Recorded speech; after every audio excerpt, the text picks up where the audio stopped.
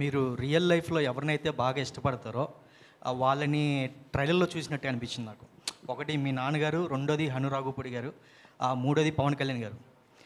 అంటే నిజంగా నిజ జీవితంలోనే ఆ ఇన్సిడెంట్స్ తీసుకొని ఏమన్నా చేయడం జరిగిందా ఏంటి? ఇన్సిడెంట్స్ ఏం తీసుకోలేదు సార్. మీరు అన్నట్టుగా కరెక్టే. నాకు మా నాన్న అంటే చాలా ఎమోషనల్ కనెక్టివిటీ ఎక్కువ నాన్నతో. హను రాఘోపుడి గారు అంటే చాలా ఇష్టం. తన మూవీస్ అంటే చాలా ఇష్టం. నాకు అందరి రాక్షసి నేను ఎన్నిసార్లు చూసానో నాకే తెలియదు, అంత ఇష్టం. అండ్ ఇంకా వచ్చేసి పవన్ కళ్యాణ్ గారు, ఇంకా ఇష్టం ఉండకుండా అయితే ఉండదు. పర్ఫెక్ట్ ఫ్యాన్ నేను.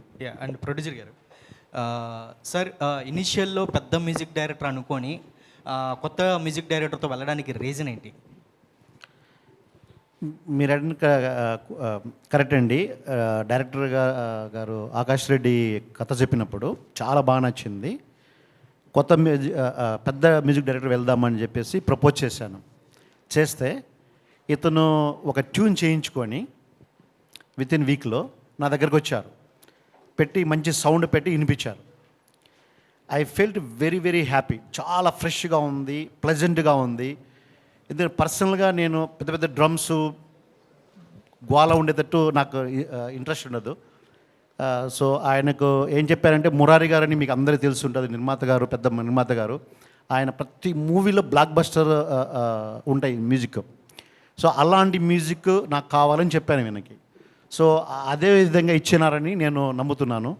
సో వాళ్ళు ఎప్పుడైతే వినిపించారో ఒక నమ్మకం వచ్చింది. కానీ నా ఫ్రెండ్స్ కానీ బయట వాళ్ళు చెప్పేవాళ్ళు, డైరెక్టర్ కొత్త పెట్టుకున్నప్పుడు యాక్టర్స్ని అందరినీ నోన్ ఫేస్ని తీసుకోండి, మ్యూజిక్ డైరెక్టర్ని నోన్ ఫేస్ తీసుకోండి, ఎడిటర్ని వీళ్ళందరినీ అనేది. సో ఇక్కడ ఒక విషయం నేను నాకు స్ట్రాంగ్గా ఏం నమ్మానంటే, ఇప్పుడు తమిళ ఇండస్ట్రీ, నేను తెలుగు ఇండస్ట్రీని తప్పుపడడం లేదు, అవన్నీ మాట్లాడితే కాంట్రవర్సీ అవుతుందో తెలియదు. సో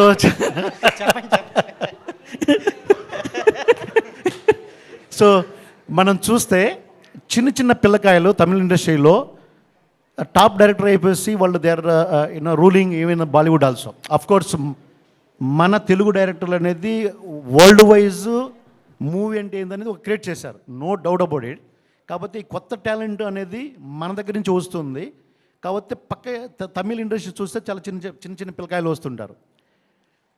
సో అప్పుడు చాలామంది నాకు కలిశారు, చాలామంది స్టోరీ చెప్పినప్పుడు డెఫినెట్గా వాళ్ళకున్న ఎనర్జీ, వాళ్ళకున్న ఫ్యాషన్, నేను చెయ్యాలి, నేను చూపించాలనేది, మనం మనస్ఫూర్తిగా కష్టపడి చేస్తే ఖచ్చితంగా మంచి కంటెంట్ ప్రజలకు ఇస్తాము.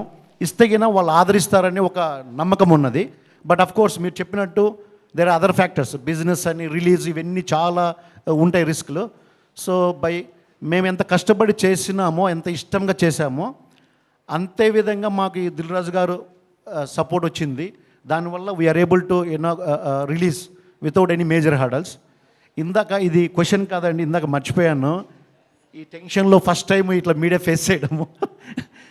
నాగ్ అశ్విన్ గారు, నేను ఆయన ఫస్ట్ టైం మీట్ అయ్యాను, టీజర్ చూపించాను, అప్పటికి మాకు ట్రైలర్ రాలేదు.